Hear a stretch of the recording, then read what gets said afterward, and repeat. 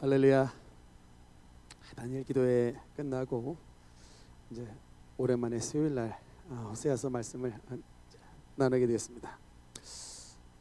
문득 예준이를 보니까 20 몇 년 전에 수능 시험을 준비를 했던 그 시절이 생각이 나는데 제가 인생 가운데 눈물 젖은 빵을 먹었던 기억 중에 하나가 재수하던 시절에 기억이 나는데, 그 재수 공부를 하던 때 우리 부모님 목교회 보은교회에서 저랑 비롯해서 재수를 하는 몇몇 우리 형제들이 있었습니다.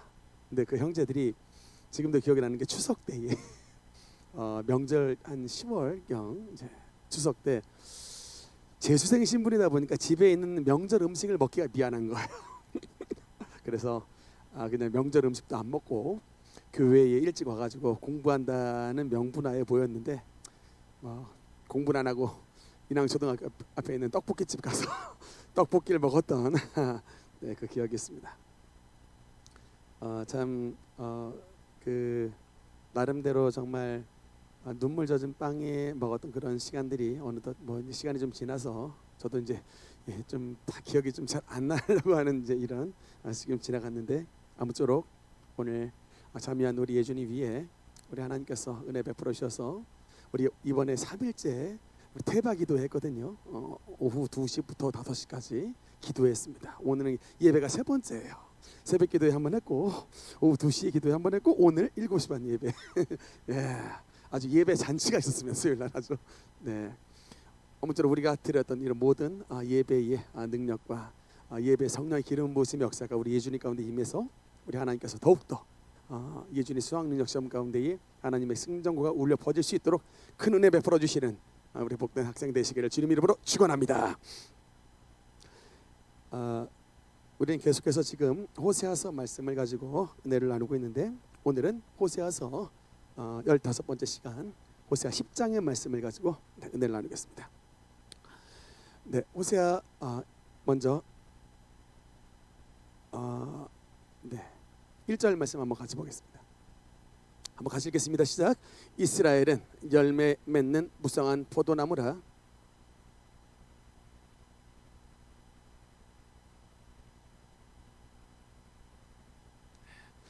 일단 잠깐 배경의 말씀 다시 한번 지도를 보면서 말씀을 좀 드리겠습니다. 왜냐하면 이게 지난 한 달 반 만에 다시 말씀을 나눈 거기 때문에 아마 이제 많은 성도님들이 잘 기억이 안 날 텐데, 이 호세아서는 일단 성경에는 유명한 호세아가 3명이 있다고 말씀드렸죠. 첫 번째 누구였죠? 네, 여호수아는 하나님께서 바꿔주신 이름이고, 엄밀히 말하면 모세가 바꿔준 이름입니다. 본명은 뭐다? 본명은 호세아. 이게 제가 말씀드렸지만 이것도 여호세아예요. 호세아가 여호세아가 된 거야. 이게 뭐냐면 호세아의 이름의 뜻이 이게 구원이라는 뜻이에요. 구원. 예.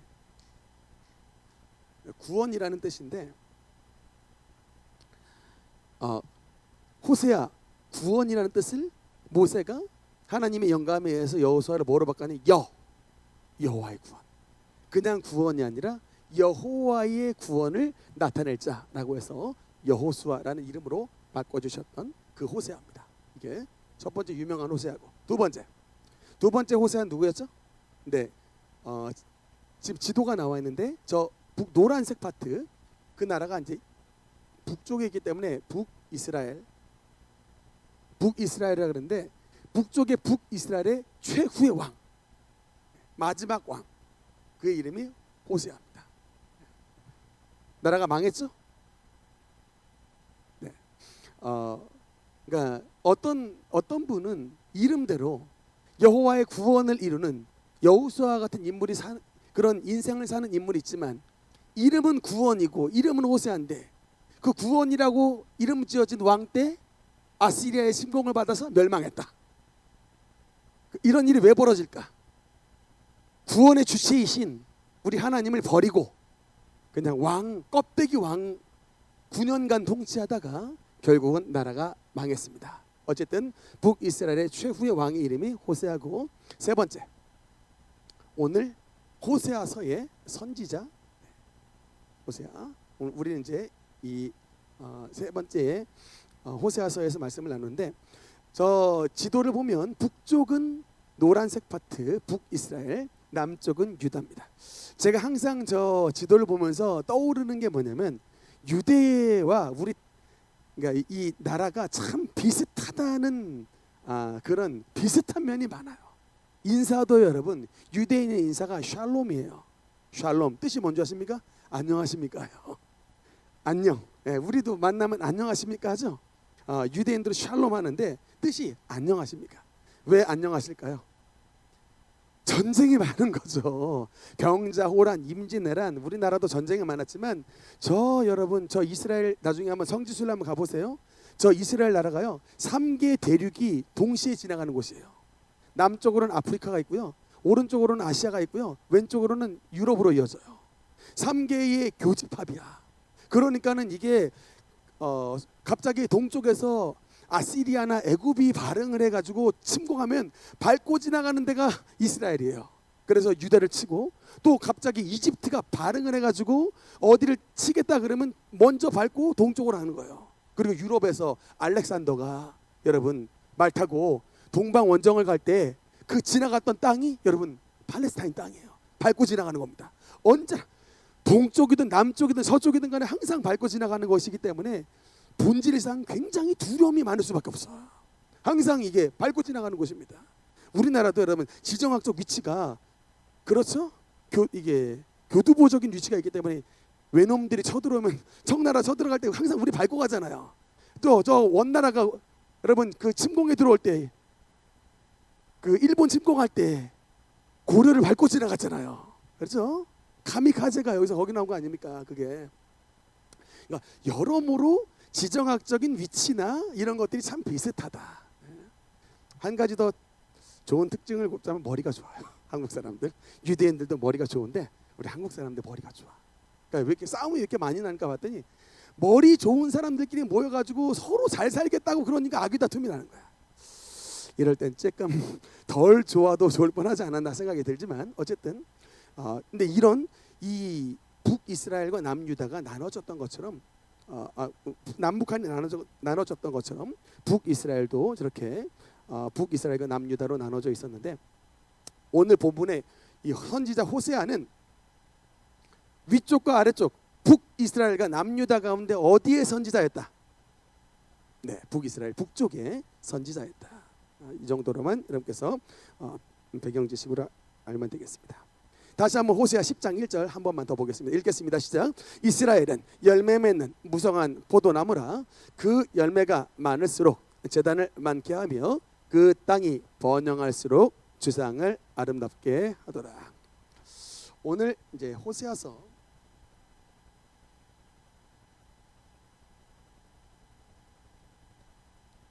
오늘 호세아 10장은 특별히 주님께서 어떤 것에 대한 비유로 말씀을 하시냐면, 일단 이 호세아서가 이스라엘에 대한 뭐냐면 기본적으로 경고예요.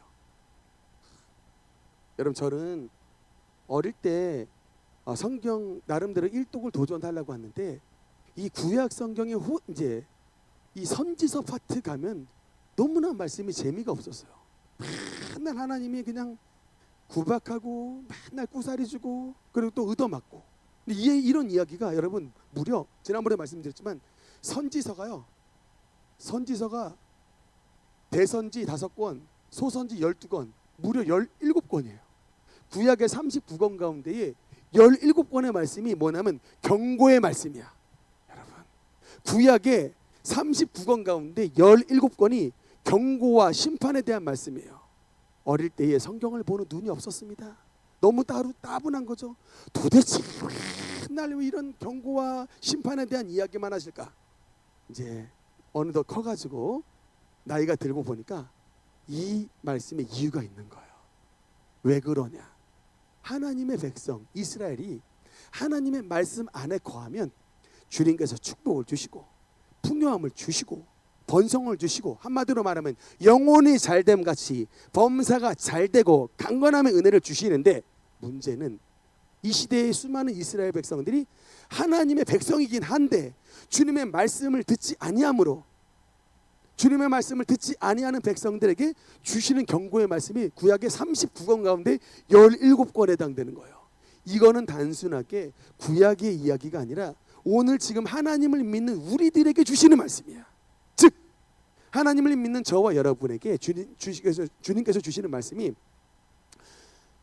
신앙생활 잘하면은 하나님께서 우리에게 은혜와 축복을 베풀어 주시지만, 이 세상에 나가면서 하나님의 백성답게 살지 않고 세상과 동화되며 삶을 살아가면 하나님의 경고와 심판을 받는다. 여러분, 이게 주님께서 호세아 선지자를 통해서 주시는 경고의 말씀이에요. 이제 14장 14장에 이르기까지 말씀이 있는데 왜 이렇게 길게 이런 심판과 경고에 대해서 말씀하시느냐? 간단합니다. 여러분, 지금 우리가 신앙생활 하면서 교회에 번듯하게 앉아있지만 밖에 나가서 하나님의 백성답게 살지 않으면 하나님은 절대로 양보하지 않는다. 이거예요. 하나님은 절대로 주님의 백성들을 양보하지 않는다. 하나님은 절대로 세상에게 뺏기지 않는다. 심지어는 나라를 망하게 해서라도, 심지어는 포로로 저기 바벨론으로 멀리 보내버려서라도 70년간 정말 눈물로 70년간 종살이를 하는 그런 대가를 지불해서라도 하나님은 기어이 주님의 백성들을 회초리를 들어서라도 하나님의 품에 안기신다는 거예요. 여러분, 이게 구약의 용어로 뭔지 아십니까? 하나님의 열심이야. 하나님이 열심을 내신다고요. 반드시 근실히 징계하시고.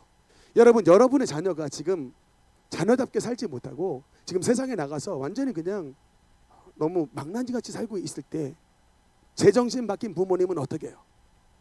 물론 제일 처음에 좋게 다 이르지만 학생의 신분, 학생답게 바른 삶을 살아야 되는데 온갖 나쁜 짓, 뭐 비행 청소년 하는 이런 짓을 한다고 했을 때 이게 제대로 된 지각이 막 들어있는 부모님이라면 뭐 어떻게 합니까? 좋게 타일렀지만 그게 만약에 안 되면 회초리를 들어서라도 아이를 고쳐놓습니다. 그게 바로 부모님의 열심이죠.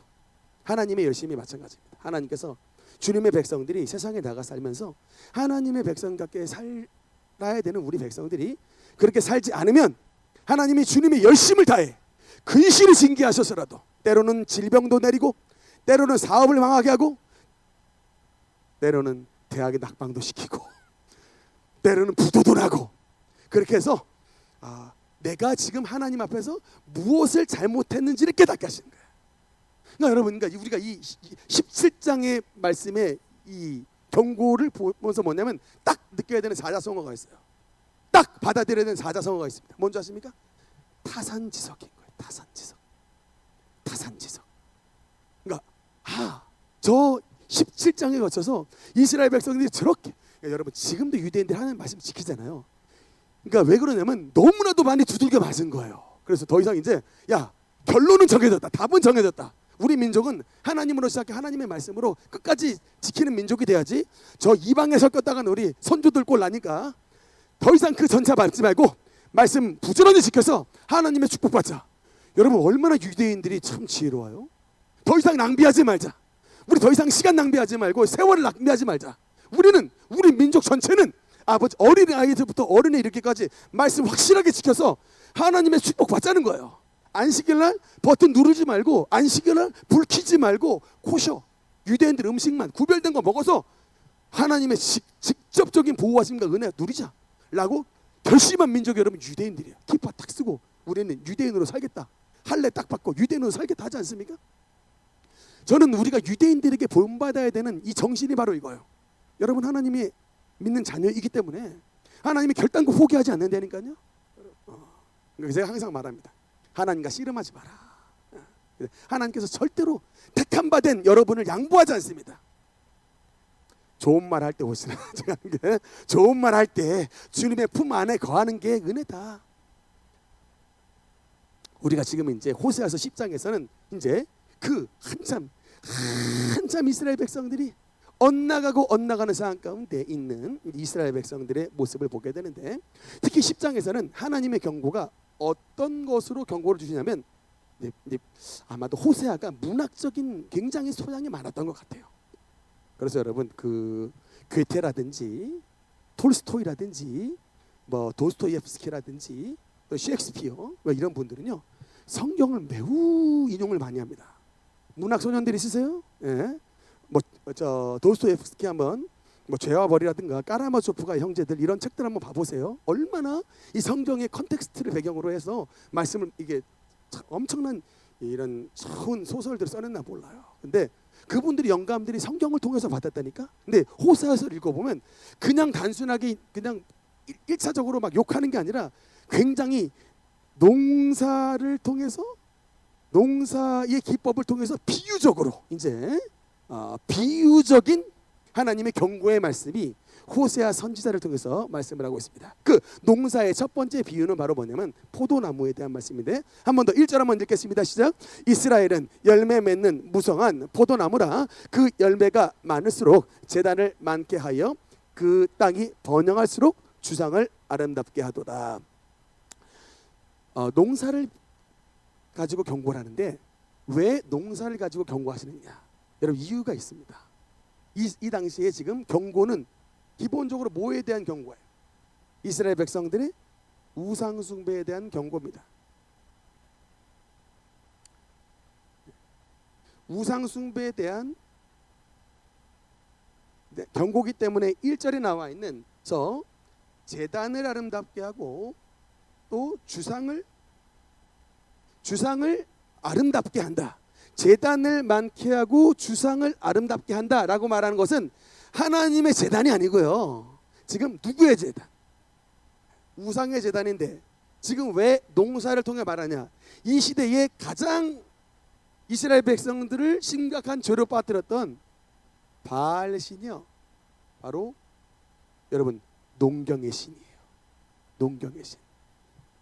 농경의 신입니다. 왜 이스라엘 백성들이 이렇게 바알 숭배에 많이 빠져들었느냐? 농사 잘 져야 부자가 되잖아요. 농사 잘 져야. 오늘날로 말하자면 산업의 신으로 이름을 바꿔도 될 것 같아요. 또는 돈의 신으로 이름을 바꿔도 될 것 같습니다. 우리 바알 신 섬기면 여러분 돈 많이 법니다. 우리 바알 신 섬기면 여러분 부자 됩니다. 우리 바알 신 섬기면 여러분 예를 들어 이제 해안가에서 물고기 많이 잡습니다. 그러니까 그 다 풍요, 농사의 신, 풍요의 신이 바로 바알 신이에요. 그러니까 당시에 수많은 이스라엘 백성들이 하나님을 믿는 가운데서도 이렇게 저 바알 신 섬기면 농사 잘 짓는다고 하니까 이리로 홀딱 빠지는 겁니다. 지금 수학능력 시험 이 시기 되면은 수많은 사람들이 여러분 점집에 가요. 점집에 왜 갑니까? 권사님들도 가요. 진짜 갑니다, 권사님들. 근데 그 가끔 점쟁이들이 권사가 왜 왔어? 이렇게 얘기를 하는 점쟁이들도 있대요. 모욕을 당하는 거죠. 권사님이 그 점집한테 왜 갑니까? 용하다고 하니까 그 점쟁이한테 가면은 자식 대학 붙일 것 같은 생각이 드니까요 가는 거거든요. 네, 그러면서 여러분 2절 네, 그러면서 오늘 또 2절 3절 2절 말씀해 보니까 2절 없습니까? 네, 2절에 여기 이제 두 마음을 단어가 나오는데 두 마음. 야고보서 4장 8절 말씀 한번 같이 읽겠습니다. 시작. 하나님을 가까이 하라. 그리하면 너희를 가까이 하시리라. 죄인들아 손을 깨끗이 하라. 두 마음을 품은 자들아 마음을 성결하게 하라. 왜 이스라엘 백성들이 이렇게 하나님을 섬기는 자들이 이 바알 숭배에 빠질까? 여러분 이거 착각을 하시면 안 돼. 뭐냐면 이스라엘 백성들이 하나님을 안 섬기고 바알에게 간 게 아니에요. 여러분 이걸 아셔야 돼. 안식일 날에는 또 절기 때 유월절에는 유월절을 지키고 안식일을 지킵니다. 그런데 평일 날에는 여기 바알의 제단에 가는 거예요. 즉 뭐냐? 바알도 섬기고 동시에 여호와도 섬기는. 그래서 여러분 여기서 말하는 게 두 마음을 품은 자들아라고 말하는 겁니다. 두 마음을 품은 자들아. 두 마음을 품은 자들아 마음을 성결하게 하라. 라고 하는 이스라엘 백성들이 지금 하나님도 섬기면서 하나님께서 주신 축복도 받으면서 뭡니까? 혹시나 하나님께 은혜를 못 받을 경우 대책 플랜 B를 마련해 가지고 우상으로부터 바알신으로부터 또 복받겠다고 플랜 B를 마련하는 것. 여러분 지금 교회 권사님이 점집에 찾아가는 딱 현상이 바로 이 구약 시대에 하나님의 백성이 바알을 찾아갔던 동기 메커니즘하고 똑같은 거예요. 똑같은 겁니다. 고로 호세아서의 말씀은 구약의 말씀이 아니라 오늘 우리에게 주신 주님의 경고의 말씀입니다. 근데 이런 일들이 어디에서 벌어졌느냐면 5절 말씀에 보니까 5절 한번 읽겠습니다. 시작. 사마리아 주민이 벳아웬의 송아지로 말미암아 두려워할 것이라. 그 백성이 슬퍼하며 이는 그의 영광이 떠나감이며. 첫 번째 우상이요. 아까 우상 숭배에 대한 경고의 말씀인데 첫 번째가 이 바알의 우상이었는데 이 바알의 우상만 있는 게 아니라 두 번째 우상이 어디냐면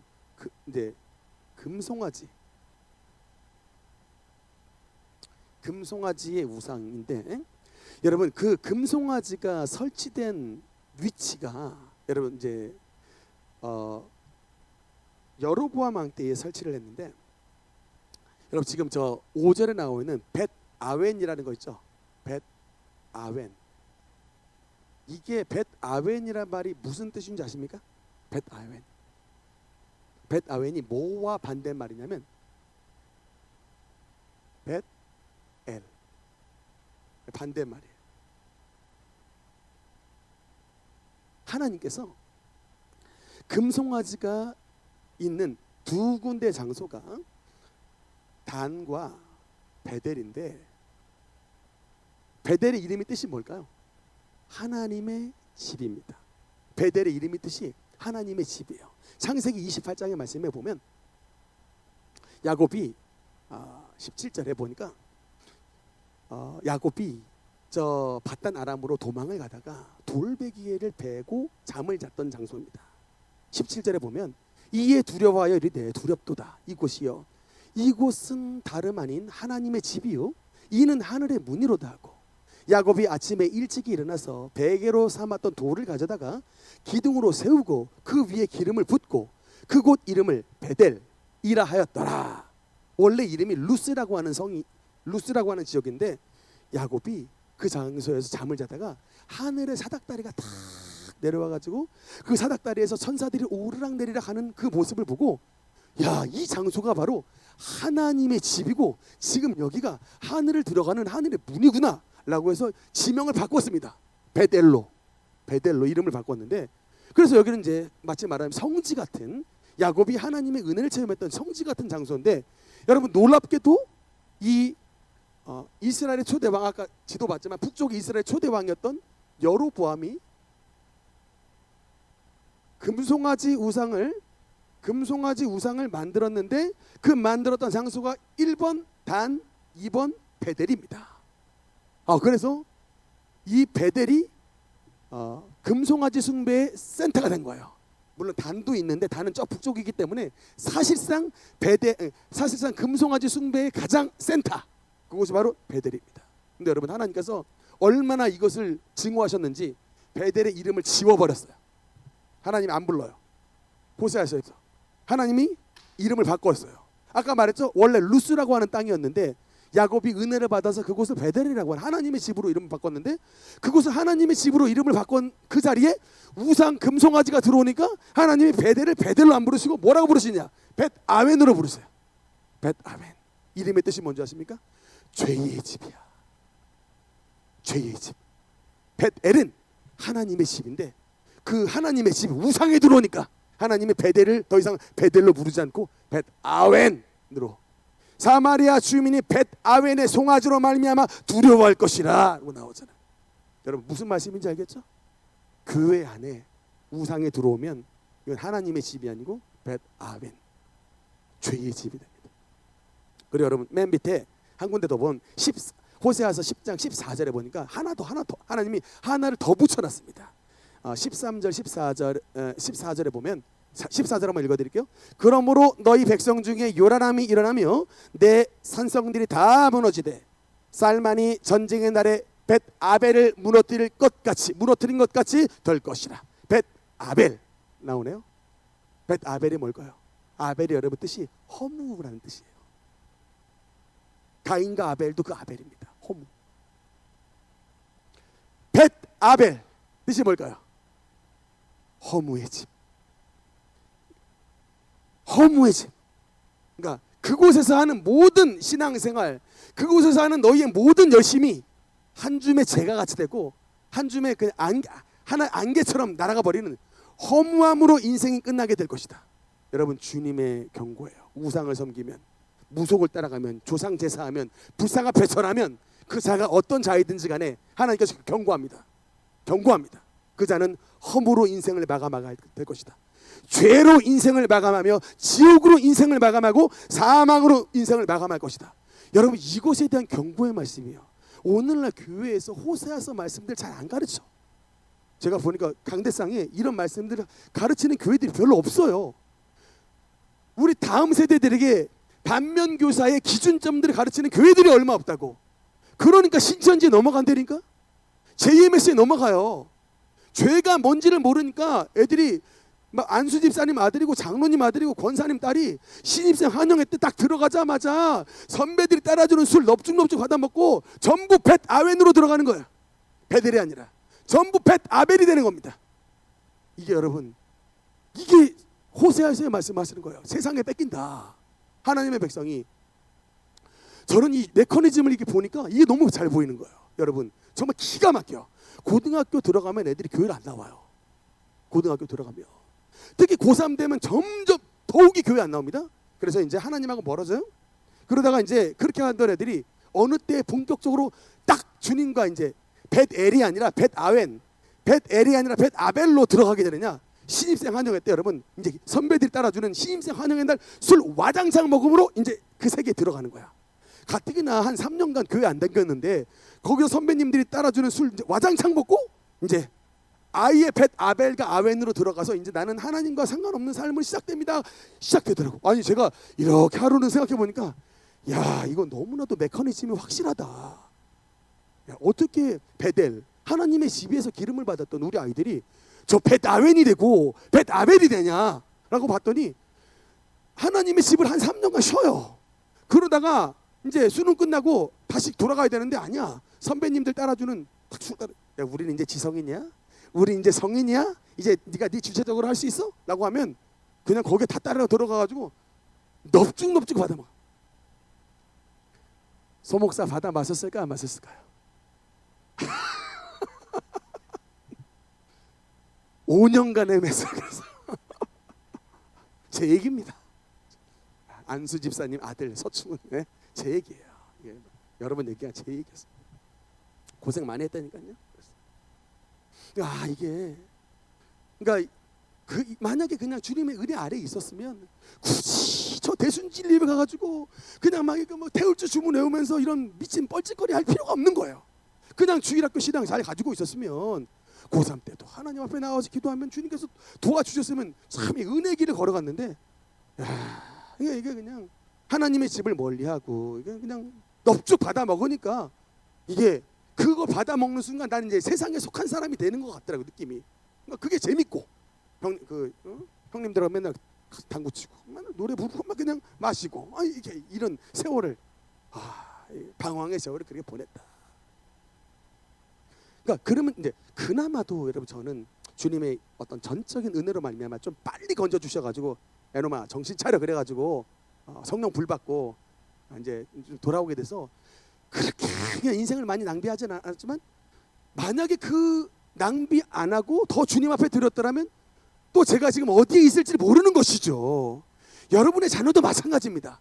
인생을 낭비하지 않고 그 재능과 그 노력, 그 은혜와 그 건강과 그 가지고 있는 것들을, 탤런트를 우리 아버지의 나라에 드리면 이게 디멘션이 달라지는 거예요. 디멘션이, 쓰임받는 디멘션이 달라지는 겁니다. 언제까지 맨날 새드 스토리만 쓰겠습니까? 그 귀한 세월 보내고 찬송가 가사처럼 그 귀한 세월 보내고 주여 옵니다. 언제 이 그 전부여 의지.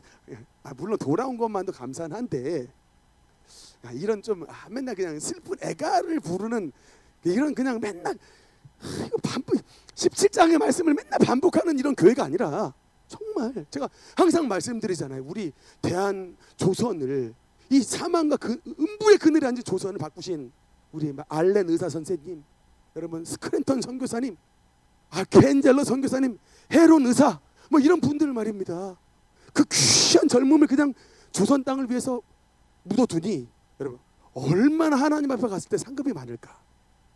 얼마나 하나님 앞에 상급이 많고 그 열매가 지금 여러분 우리 세브란스 병원 갈 적마다 그 에비슨 의사 선생님, 알렌 선생님, 저는 그냥 막 살아만 계시다면 정말 좀 한번 그냥 허그해드리고 싶다니까. 너무너무 감사해서 그냥 이렇게 좋은 병원을 어떻게 이렇게 만들어 주셨습니까?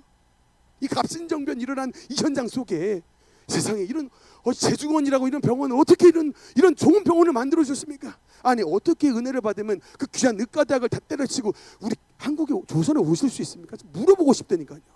그 인재들이 말이야.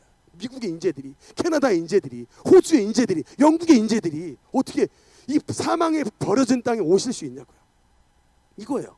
이거 반복하지 않고 그냥 그 가족의 그 은혜를 지키는 거야. 참 너무나 감사한 건 우리 부모님과 자녀들이 앉아 있는 것. 야, God bless you예요. God bless you. 이래, God bless you. 정말 저보다 낫다니까 우리 이래. 아니, 저 시절에 저렇게 못했어요. 맨날 농구만 하고 그냥 드레스에 그냥 하는 수 없이 교회 갔지. 저렇게 못했어요. 서목사보다 훨씬 잘 될 거야. 할렐루야.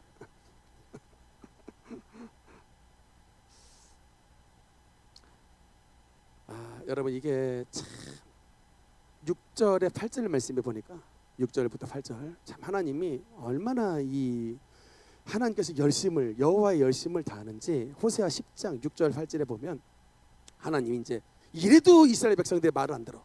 여전히 하나님의 백성이 하나님을 섬기지 않고 이 금송아지에 절하고 이 바알에게 지금 절하고 있습니다. 그러니까 저는 이름을 바꾸는 거예요. 금송아지는 무슨 신? 풍요의 신. 바알은 무슨 신? 농사의 신. 그러니까 이거예요. 돈 벌고 싶어하는 사람들, 농사 잘 되고 싶어하는 사람들이 하나님의 백성들이 다 지금 바알의 제단하고 금 제단에 가서 지금 절하고 있는 거야. 여러분 지금 시대가 여러분 우리가 예외가 아니라니까요. 막 이제 아마 로또교가 있다면 수많은 성도님과도 거기에 뺏길 사람들 나와요. 진짜 그거 믿으면 로또 당첨된다 하면 거기에 뺏길 사람이 나온다니까. 그러니까 그만큼 하나님보다 막 풍요를 더 사랑하고 하나님보다 막 농사 잘 되는 거 더 사랑하면 여기에 빠지는 건데 하나님이 절대로 양보를 안 하세요.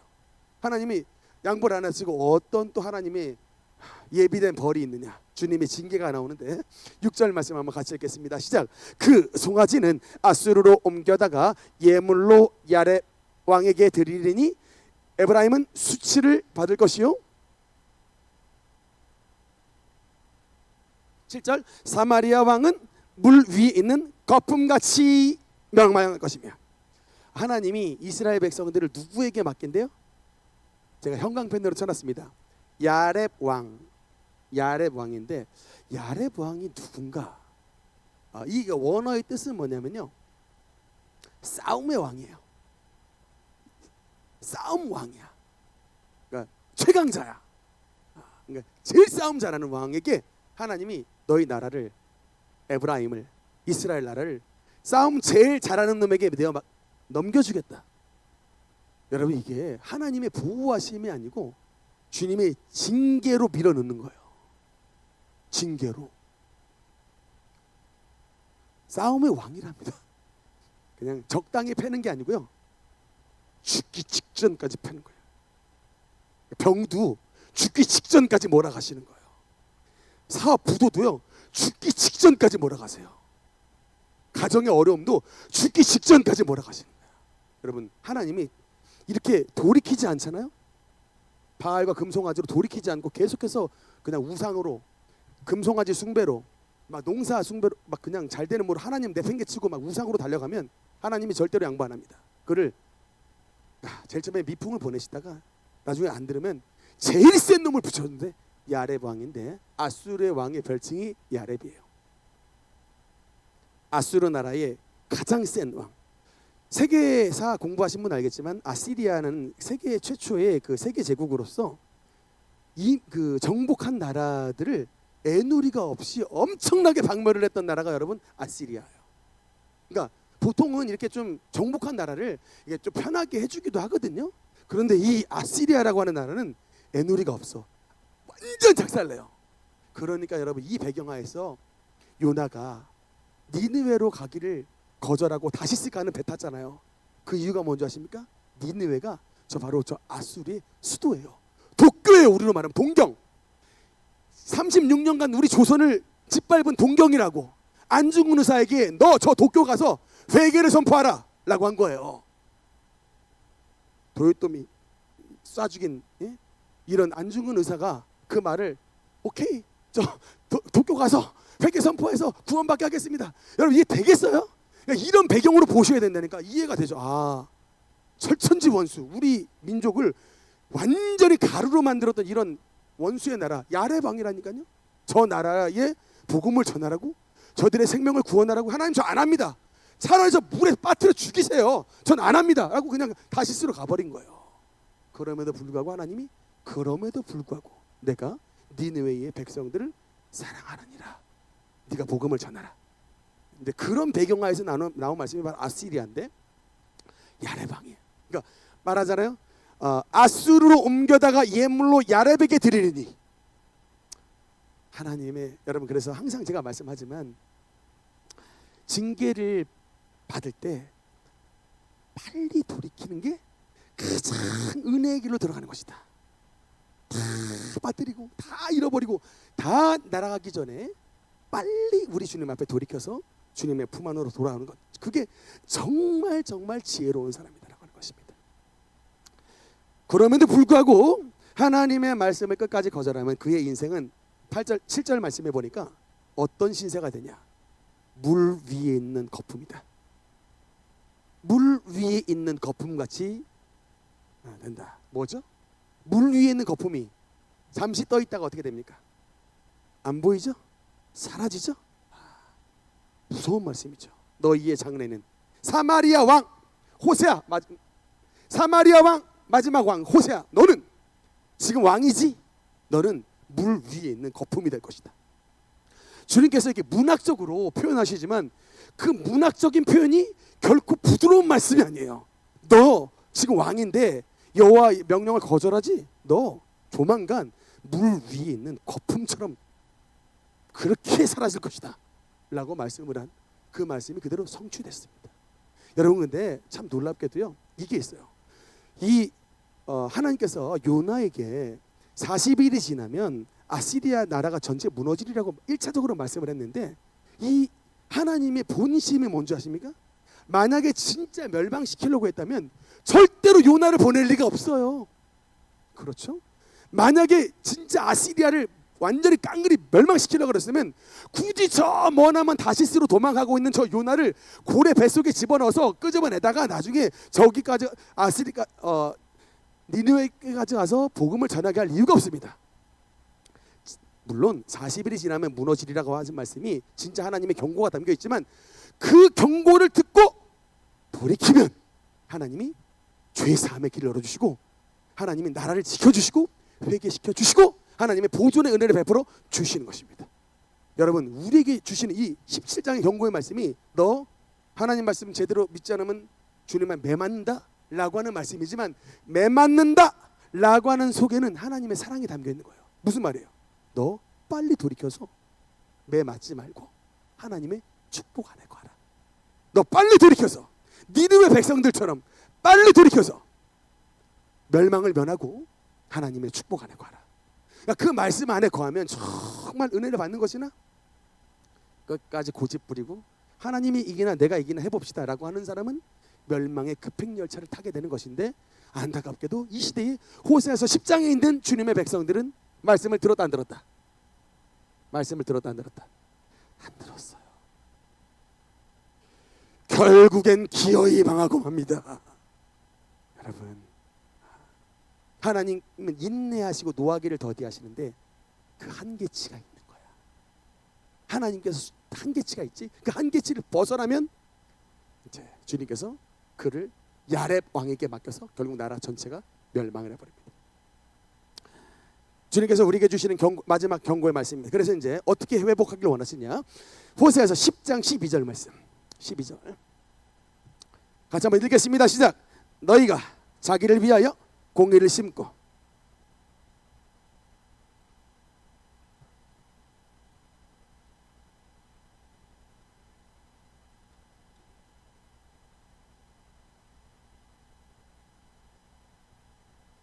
다시 한번 말씀드리지만 호세아서 10장은 농사를 통한 하나님의 경고의 말씀입니다. 이스라엘 백성들의 죄악상을 농사를 통해서 경고해 주시고, 그래서 권면도, 하나님의 권면도 농사를 통해서 권면을 주십니다. 다시 한번 12절에 보니까 일단 여러분 농사는 심고 거두는 법칙이에요.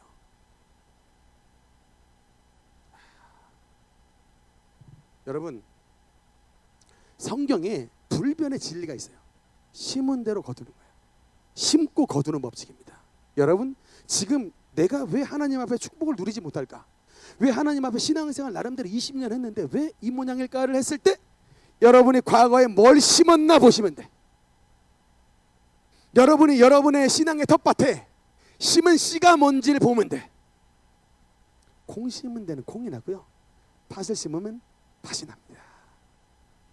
그러니까 내가 나의 신앙생활에 나의 씨 텃밭에, 그러니까 우리가 너무 이 은혜라는 단어에 여러분 값없이 주시는 하나님의 선물에 너무 무임승차하시려고 그러면 안 되는 거야. 물론 구원은 값없이 주신 하나님의 선물입니다만, 그러나 여러분 축복은 심은 대로 거두는 겁니다. 우리 삶에 축복은 심은 대로 거두는 거예요.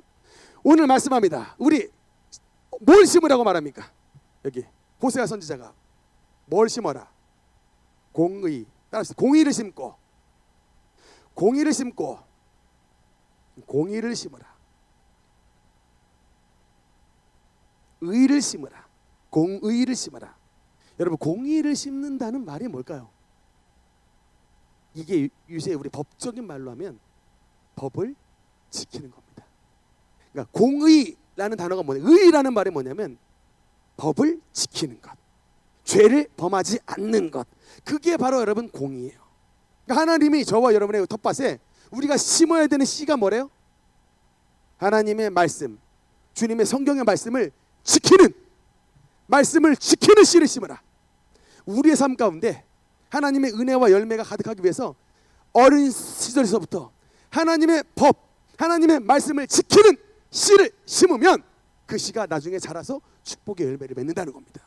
뭐를 거둔대요? 여러분 2절에 보니까, 아니 그 뒤에 보니까 공의를 심고 인애. 여러분 이게 신약 성경 용어로 아가페예요. 그럼 구약의 용어는 뭐냐? 헤세드입니다. 즉 무슨 말이냐? 우리가 신앙생활에 하나님의 법을 지키고 하나님의 법을 준수하는 씨를 우리 신앙생활의 텃밭에 심으면 그 씨가 발하여 열리는 나무에서 뭐가 맺히냐? 하나님의 온전한 사랑, 하나님의 무조건적인 사랑, 하나님의 놀라운 자비하심, 하나님의 긍휼하심, 주님의 돌보심, 그게 나의 삶의 열매로 맺는답니다. 믿으시면 아멘. 여러분 그래서 우리가 해야 될 일이 뭐냐? 우리가 열매를 따려고 하는 게 아니라 우리는 부지런히 공의를 심어야 되는 거예요. 여러분 제가 항상 말씀합니다. 우리 능력교회 이 두 가지가 트레이드 마크인데 언제나 하나님의 신자는 두 가지 해야 돼요. 뭐죠? 항상 개척 초반서부터 여러분 두 가지, 우리 하나님을 믿는 백성은 무조건 두 가지는 목숨 걸고 해야 된다. 개척 초기서부터 지금 19년차 외치고 있습니다. 뭐예요? 능력교회 성도님 1번 주일 성수, 2번 11조. 하여튼 여러분 주일 성수와 11조 이 신앙생활 제대로 하잖아요. 절대로 여러분의 삶에 구멍난 돈전대가 되지 않습니다. 제가 주님의 이름으로 말씀드립니다. 확실합니다. 절대로 여러분의 가정에 돈전대 구멍 뚫리지 않아요. 10분의 1이 아까운 것 같죠? 여러분 하나님이 9을 지켜주신다니까. 여러분의 집에 있는 9개를 지켜주신다고. 하나를 드리면 9개를 지켜주신다고. 왜 바보같이 하나에 매달립니까? 왜 바보같이 하나 벌벌 떱니까? 하나님이 9개 전체를 지켜주시는데 그 영적인 원리를 모르는 거야 바보들이. 그래서 교회에 막 가서 11조 낸다가는 바보 소리 들어요. 그래서 그러면 그때 반박해야죠. 이 멍청아, 하나님이 9개 지켜주셔 라고 얘기하면 바로 끝나는 거예요. 우리 그래서 능력교회 신앙생활 하시는 대부분 11조헌금 다 잘 드립니다. 왜냐하면 이 체험을 했기 때문에. 하나님이 9을 지켜주시더라. 내가 지키지 못한 그 9을 지켜주시는 은혜. 그러니까 하나님 앞에 공의를 심는다, 법을 지킨다는 거, 이게 성경에 나와 있기 때문에 하나님의 백성들은 무조건 주일날은 정말 아파서 죽겠는 거 말고는 주님 앞에 얼굴 내밉니다. 하나님 앞에 나와서 예배 드립니다. 이게 여러분 법을 지키는, 공의를 심는 거예요. 하나님이 주신 나의 물질, 주님께서 주신 재능 덕분에 좋은 회사 입사했고 좋은 사업도 열어가지고 하나님 돈 법니다. 건강 주심을 감사하고 좋은 재능 주심을 감사하고, 주여 이것이 다 주님의 것이지만 주님의 것입니다라고 하는 의미에서 10분의 1 드립니다. 받아주옵소서. 기쁜 마음으로 드려요. 여러분 점점 더 채워주세요. 점점 더. 할렐루야. 이것으로 너희를 시험하여 너희 곳간에 쌓을 곳이 없도록 붙지 아니하나 보라. 그것을 심었더니 여러분, 공의를 심었더니 하나님께서 뭘? 인애를. 이 단어가 mercy, 긍휼도 되고 love, 사랑도 되고 help, 주님의 도움도 되고, 굉장히 폭이 넓은 단어예요. 인애라는 단어는, 헤세드라는 단어는 굉장히 폭이 넓어. 왜 넓을 수밖에 없냐면 하나님이 도와주시는 영역이 너무나도 많은 거예요. 건강에선 치료가 되고요, 가정에선 사랑이 되고요. 여러분 이 전체를 다 주신다니까. 우리가 뭐만 심으면, 주님 앞에 공의를 심으면 하나님께서 인애를 열매를 맺게 하신다. 그러면서 한 가지 더 우리가 해야 될 것이 뭐냐? 인애를 거두라 라고 말하면서 따라합시다. 묵은 땅을 기경하라. 묵은 땅을 기경하라. 여러분 저게 무슨 말일까? 저는 저 단어를 가계 저주로 떠올려요. 여러분의 가정 가운데 조상으로부터 내려받았던 텃밭이 척박해. 왜 척박하죠? 왜 돌들이 가득하죠? 왜 잡초와 독초들이 왜 가득하죠? 하나님이 뿌려놓은 씨앗이 아니라 우리의 부모님이, 우리 할아버지 할머니들이 하나님을 모르고 불당 가서 빌고 무당에게 빌고, 여러분 조상에게 빌고 하면서 우리 텃밭에 온갖 가라지와 잡초들과 이런 돌뿌리들 막 마구마구 넣어놓은 거예요. 근데 이 상태에서는 농사가 잘 되지가 않는 거예요.